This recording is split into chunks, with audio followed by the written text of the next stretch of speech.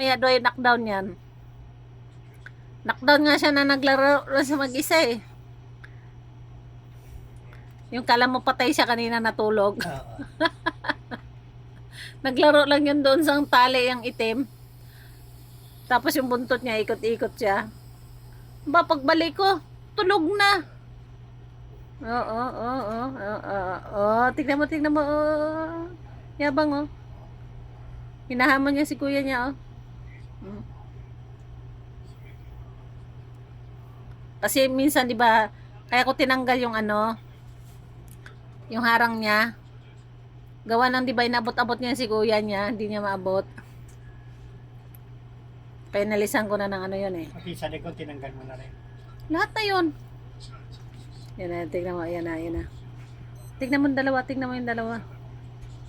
Yung dalawa. Yan ba?